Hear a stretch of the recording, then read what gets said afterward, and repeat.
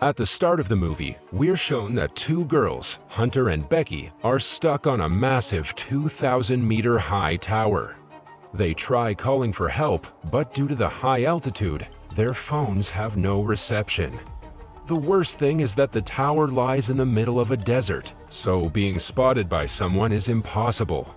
To make matters worse, some vultures have started attacking them. If they fall asleep, they will plunge directly to their deaths.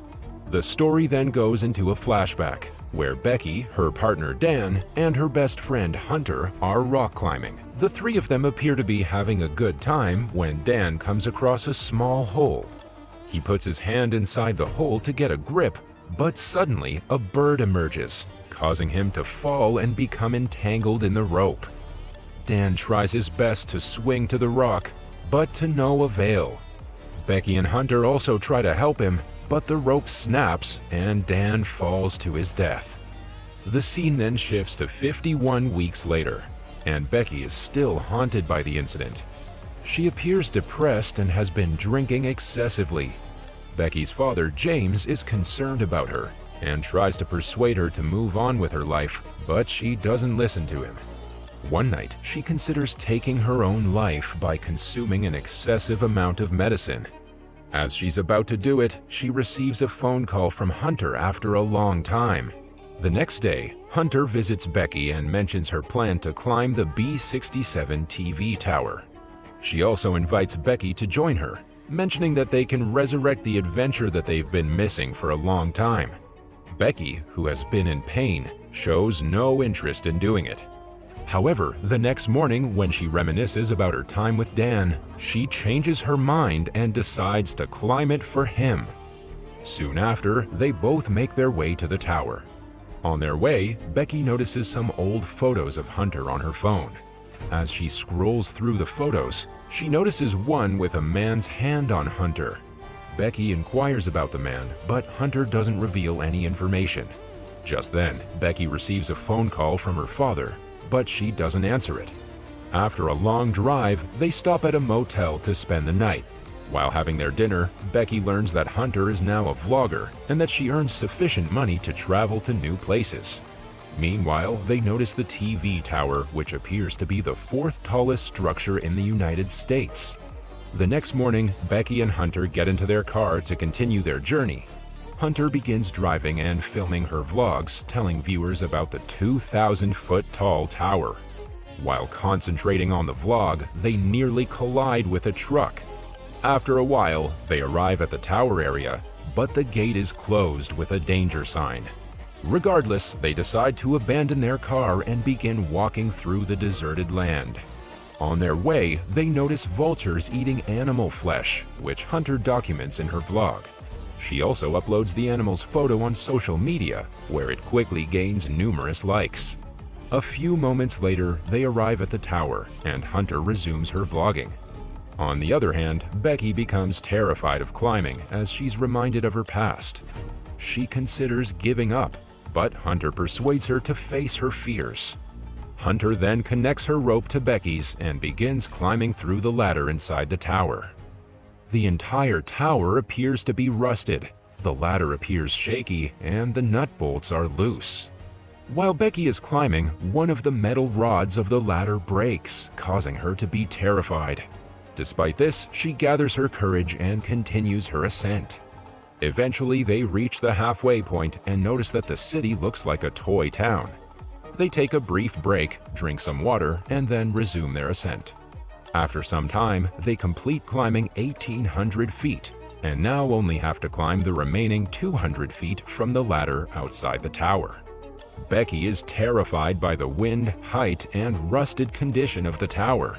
She requests Hunter to return back, but the ladder simply tells her to keep going. Following this, they begin climbing the outside ladder, which appears to be even more dangerous than the previous one.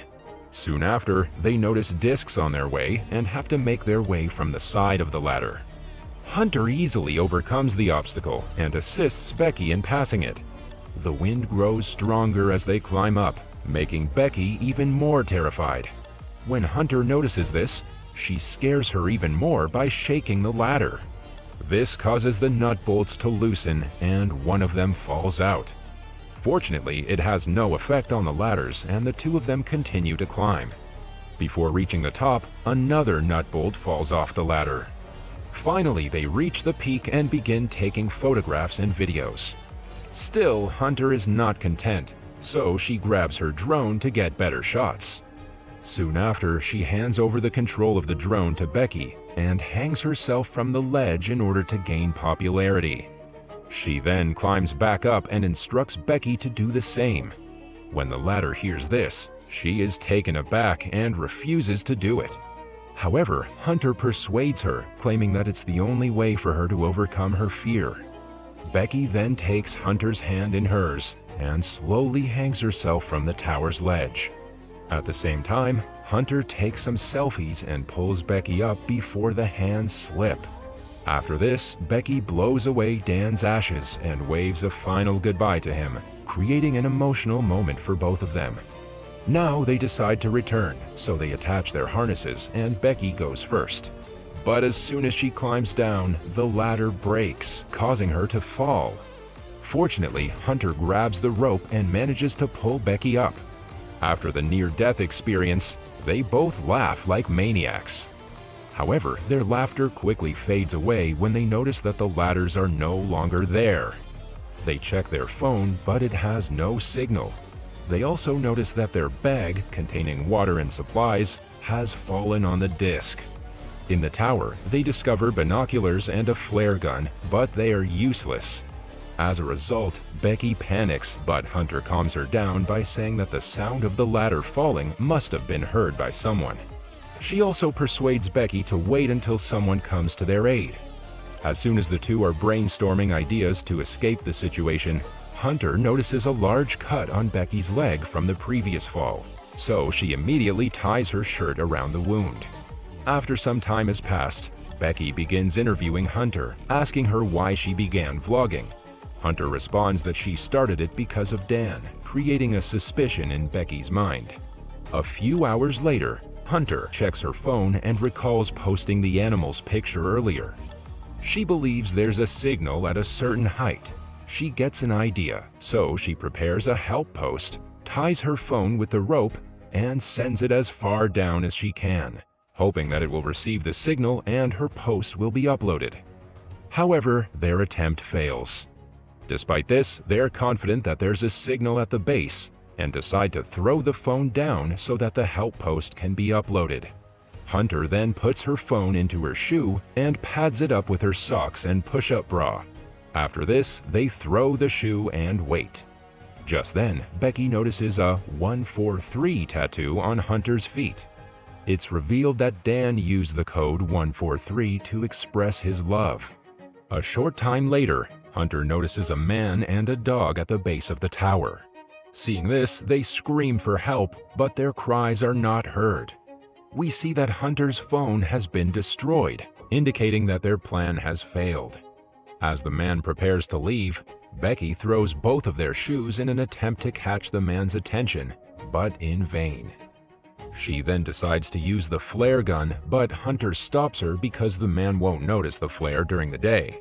Meanwhile, they also notice another man and discover that they have arrived for a party. They then intend to use the flare gun at night so that the men can easily notice it. Eventually, the night falls and Becky shoots the flare gun. Fortunately, the men notice the flare and also the girls waving for help. They quickly approach Hunter's car, making the girls overjoyed. However, instead of saving them, the men steal their car and drive away. This breaks the girls from inside, and now they have to find a new solution quickly. Later, Becky inquires about Hunter's tattoo, to which the latter reveals that she had an affair with Dan for 6 months. She then apologizes to Becky for falling in love with her guy and making a huge mistake. She claims she was drawn to Dan because, unlike other men, he used to listen to her. She loved him, but she loved Becky more, and as a result, she ended their affair. Hearing this, Becky is disappointed that her own friend and partner had betrayed her. The next morning, Becky's phone alarm goes off, indicating that it's been 24 hours since they threw Hunter's phone. Since they're extremely thirsty, Hunter decides to go down to the disc to get their bag. She ties one end of the rope to the tower and the other end to her own body. She then descends all the way down but is still unable to reach the disc. Now, with no options left, Hunter opens her harness, hangs on the rope with one hand, and swings to the disc. She retrieves the bag and drinks some water from it. Then she uses her selfie stick, hooks the bag on the rope, and clings onto it. After this, Becky pulls the rope while Hunter climbs up. She's about to reach the top, but her hands slip and she falls. Becky's heartbeat stops, and when she looks down, she's relieved to see Hunter still holding on to the bag. However, Hunter's hand is injured, so Becky puts in all of her strength to pull her up. After a while, Becky writes a help note, attaches it to their drone, and decides to send it to the motel. Unfortunately, the drone is unable to travel far because its battery is running low, forcing them to bring it back. After failing one more time, they are helpless again. Later that night, Becky has a terrifying dream about vultures devouring Hunter's body. She immediately wakes up and realizes it was just a nightmare. The next morning, Becky realizes that they can charge the drone using the tower lights. She then climbs up the pole and plugs in the drone's charger, but it's too loose. As a result, she has to hold on to the charger until it's fully charged. Amidst the excruciating heat and constant attacks of the nearby vultures, she stands firm. But in the process, she drops the bag all the way down from the tower. After a while, the drone is fully charged and Becky climbs down. Soon after, Becky launches the drone towards the motel, but just as it's about to reach, a truck collides with it, destroying it completely. Seeing this, the girls are devastated because they see no other option. Later, a storm complicates their survival even more. Becky is exhausted and wants to sleep, but Hunter forbids her because the vultures might attack her. Becky then asks for Hunter's shoe to throw her phone down one more time. However, Hunter says that she's unable to do so because her shoe is on her feet down on the disc. Here it's revealed that Hunter couldn't hold on to the bag during the previous fall. Instead, she fell on the disc and died. Becky just pulled up the bag and has been surviving alone since then. Sadly, she's been hallucinating Hunter's presence all this time. At night, Becky manages to survive the storm. She also records a video message for her father in which she expresses her wish to return home. Elsewhere, James also appears to be concerned for her. The next day, the vulture notices Becky's defenselessness and begins eating her wounds. At the same time, Becky holds the vulture and strikes its head against the metal surface, killing it. She then eats the vulture's flesh in order to survive. Upon generating some energy in her body, she ties herself with the rope and jumps down on the disc where Hunter's body is lying. Following this, she sends a message to James and places her phone in Hunter's shoe. This time, she puts the shoe inside Hunter's body and throws it down. Later at night, James receives the message and immediately dials 911. He rushes to the scene and discovers the police transferring the dead body. Seeing this, he sobs, thinking the body belongs to Becky. But soon he's relieved to see his daughter alive. Finally, the father and daughter reunite, creating an emotional moment. That was all from the video. I hope you liked it.